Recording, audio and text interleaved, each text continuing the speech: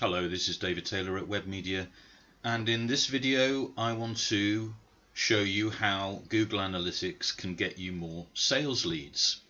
So if you don't have Google Analytics attached to your website, it is free software from Google, and you really should have it on your website because it's a very useful tool, and I'll show you how. If you don't have it attached, then either get in touch with me or your web developer, and it should be able to be done very quickly.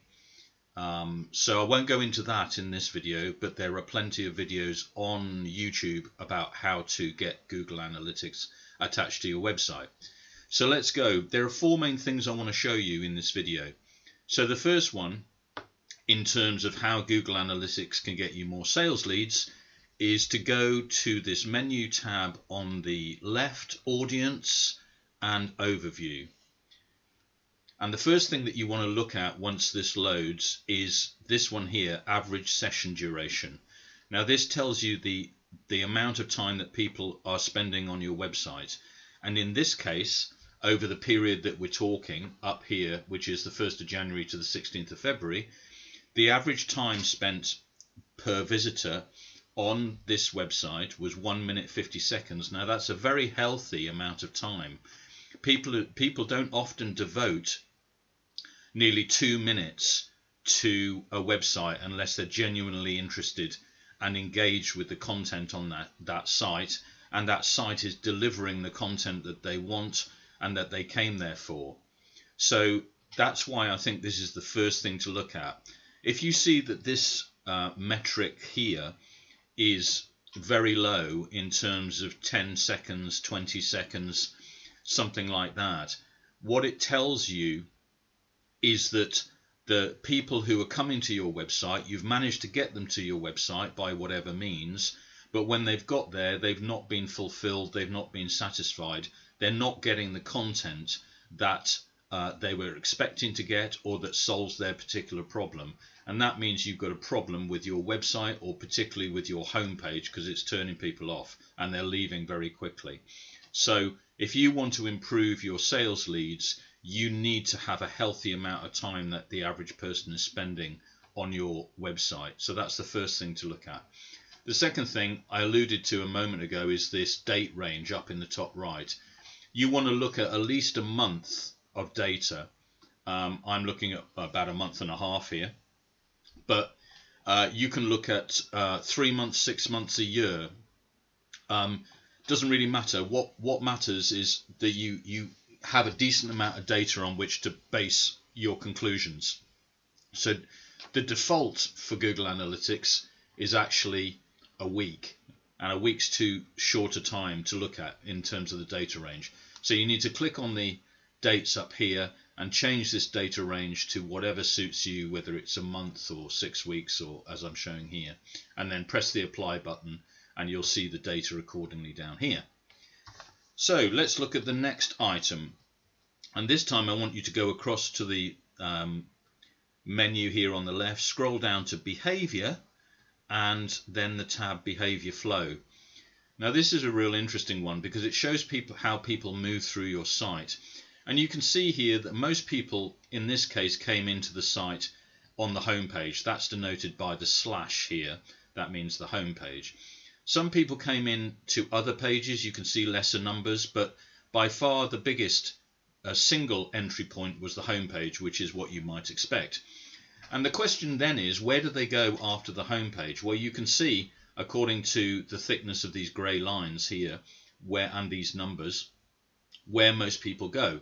And in this case, they went to a page called Web Design Work, most of them, and about half that number went to a page called What Makes Us Different, and then slightly less went to Contact. So there's your three, apart from your home page, there's your three most popular pages and most important pages. And why is that critical? Because it's showing you what most people over a data range of 6 weeks here, what most people are interested in when they come to your website. And what you've got to do is make sure that not only your homepage, but these three most popular pages are really delivering everything that they can deliver and that your web visitors want in terms of the reasons that they came here. So it's very important that you understand which are your most popular web pages, and that you spend time actually devoting and making them continuous improvements to those pages. In some ways, I could just have 4 pages on this website, the home page and these other 3 most popular pages. But what I'm going to do is I'm going to continually try and improve these most popular pages, and so that they produce the most likely outcome of satisfying visitors to the website and ultimately getting people to contact us through the contact form, or pick up the phone to us, or through social media, get in touch, something like that. So the third element I want to show you today is, if we go back to the audience tab and we go down to mobile and overview. Now this shows the relationship between people browsing your website on desktop, on mobile and on tablet, and you can see very few on tablet, but 64% here in this period were browsing the website on desktop, and 35% on mobile. So there's a good amount of people who are looking at the site on mobile. And what I want to look at is first of all these 2 metrics, which is pages per session. So we've seen that on desktop 1.89 pages, so nearly 2 pages per session, and on mobile it's a little less, but it's not much less, so it's 1.75. And then the other metric is the time on site. So on desktop 1 minute 48, on mobile 1 minute 56. So what's this telling us? It's telling us that there is a pretty good mobile experience for this website on mobile phone. If this figure of pages per session was very low, and this figure of average time on site was much lower than the desktop, it would be telling me that people are not having a good experience on mobile phone when they're looking at this website, and I would need to go and take a look at why that's happening, and why the figures on mobile were so much lower than on desktop. So you want to have a look at those 2 metrics and make sure what you're really looking for is that the mobile pages per session and time on site are pretty close to the desktop. And if not, you need to be improving your mobile, because you're losing a lot of prospects and a lot of inquiries if you've got a poor mobile experience on your site. So one more thing I'm going to show you, and that is we go back to the menu on the left and we go to acquisition and overview. Okay, now what does this show? It shows us where the traffic is coming from to your website for this 6-week period. And you can see almost half the traffic is coming from organic search. Now, if you are investing in SEO, search engine optimization, to make yourself visible to your target audience on organic search results, particularly on Google, but other search engines as well, then this would be a comforting statistic to you, because nearly half your traffic is coming from people who have done organic searches on Google and found your website and gone to your website as a result of that.